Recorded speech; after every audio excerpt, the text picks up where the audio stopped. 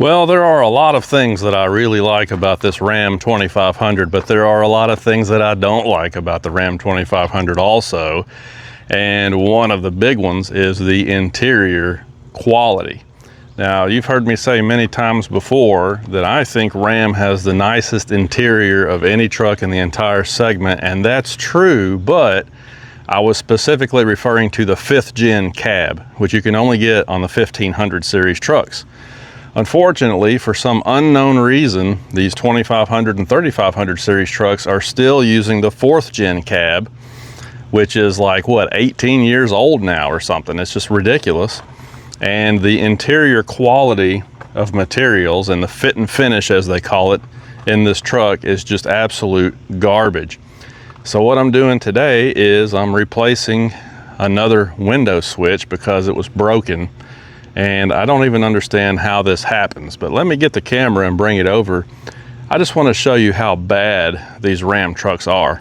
Now, granted, this is a tradesman trim level, so this is the entry trim level, but entry level should not mean junk, okay? Entry level should just mean that you're not getting as many features, you know, but the quality and the craftsmanship should still be there, and it's just not. So let me show you. So you probably remember when I first got this truck that the driver's side window switch bank here was flopping around and was loose.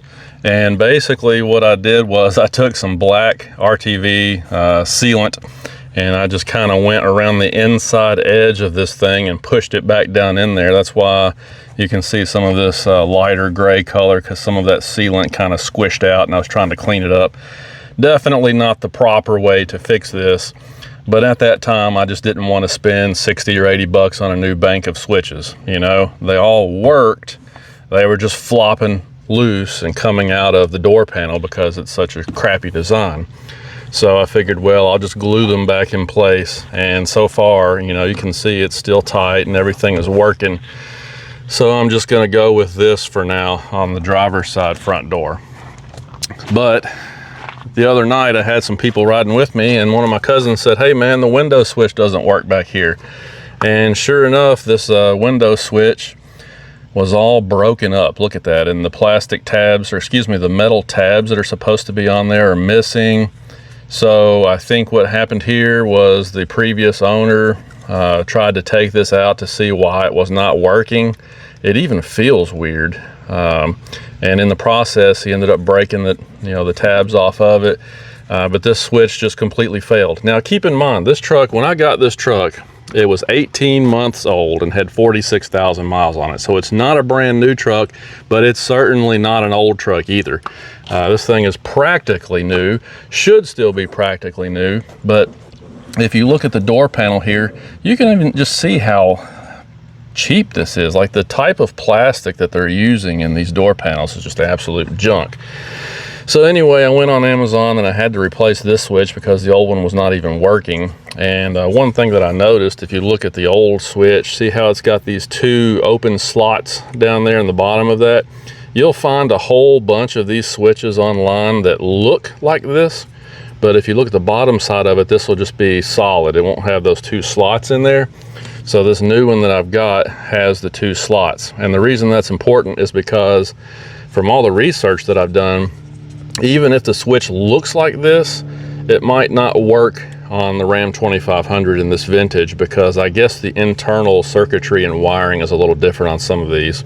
So I'm gonna pop this in today and hopefully that'll fix this window. But let me go around here. I wanna show you. Even on the other side. Now this switch over here, as far as I know, works, but look at this. I want you to see what I'm talking about. See how loose that is? Look at that. Like, they won't even stay affixed down in there. It's just garbage, man. Absolute garbage. And then the front driver's side. Of course, this one's a little different because it only controls this window, but look at this. It's not as bad, but look at that. And the plastic's hard. It's just really hard on your elbows. The interior craftsmanship on this truck is just, it's pitiful. It's absolutely pitiful. I mean, I don't know how for 60 some odd thousand dollars they can consciously put this out on the market and sleep at night. I just don't know how they do it. Now, yeah, I bought the truck, so, you know, I guess you could say I should have noticed this stuff if it bothered me. Like I said, there's a lot of other things about this truck that I do like, and so I'm not all that concerned about it. I can fix these window switches. I can find ways to make these window switches fit tighter into the door panels. That's not that big of a deal. As far as the hard plastic on my elbow, you can see how I got this nice memory foam cushion over here for me, because I'm the one that's driving the truck every day. So now my elbow rests on this and it feels great. So that's not a big deal. I can fix some of this little stuff. I just wanted to point this out to you because it's pitiful that in the year 2024, you know, and the 25s and the 26s are the same way, that they're putting this junk out there on the market and they're charging the kind of money for it that they do. Anyhow, let's go ahead and put this new switch in here and see if it works. All right, I got that snapped in. Let's see if it works. Awesome. Oh yeah, that's awesome. All right, so that was 22 bucks on Amazon, but like I said, you need to make sure you get the one that's got them two little open slots. I don't know what the real difference is, other than the internal wiring's got to be a little different, because some people bought one that looked just like this, but they said it wouldn't work on the Ram. So now let's see if this will snap into place properly, or if it's also going to be floppy. Man, this is just, there we go. All right, so it's still a little loose. Look at that. Yep, that's just junk. The design here is just, the way that that's cut out for those tabs is just junk. But oh well, at least the window works. One of those things with these trucks, man. I just put some gasket maker on this one to try and hold it down, and it looks like I didn't put enough on there, I guess, because it's so I'm gonna have to try and do that one again. How pitiful is it on an 18-month-old truck to have to put RTV or gasket maker on your window switches to hold them in their slots? Is that not the most pitiful thing you've ever seen in your life, or what? Yeah, so I got a shoe wedged in here now to hold pressure down on it until that gasket maker sets up. But I mean, it's things like this that just aggravate me so much, you know? I mean, first of all, the 5th gen cabs on the 1500 series trucks, which even those are getting old now. I mean, those came out like at the end of 2018, I think, for the 2019 model year, and here we are 2026. So I mean, those are 7 years old now. But it's like, why in the world did they never move that cab, which is vastly better, over to the heavy duty truck line? I don't understand it. But yeah, like I've told somebody before, you know, this is a 2024 truck. It was 18 months old when I got it. My last, you know, diesel truck was a 2019 Ford F-250. It was an XLT, but it was the base XLT. It had vinyl floors, no options whatsoever. It was basically equipped just like this Tradesman. And even though that Ford truck was 5 years older, and it had a lot more miles on it, double the miles on it when I bought it, it was such a nicer truck on the inside. I mean, it was just night and day better on the inside in terms of stuff like this. Not that it had more features, but just the quality, the fit and finish, the way things were put together, it was light years ahead of this truck, even though it was 5 years older. And so, you know, to get out of that and come to a 5-year newer truck like this and have these kinds of issues right here, it's just extremely frustrating, because it's not like the Ram trucks are, you know, $10,000 less money. I mean, they price these things the same or even higher than Ford and GM do, and yet they're selling you junk like this. Again, very frustrating. Now, like I keep saying, there are a lot of other things about this truck that I do really like, which is the reason why I bought it. And, you know, little stuff like this is not necessarily a deal breaker, but it's one of those things that just makes you question, you know, why do they do these things, you know? And if they cared anything at all about customer satisfaction, they wouldn't be putting stuff like this out. I mean, they just wouldn't even let this stuff leave the factory.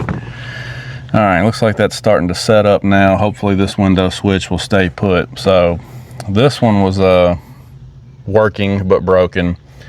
I just put a new one in over there. I've already, you know, sealed the front driver's door up, so it's tight. So the only one left that hasn't really been fooled with is the passenger front door. Don't know if I'll do anything with it yet or not. All of those window switches seem to be working. The wife hasn't complained about it over there yet, so I might just let it go for now.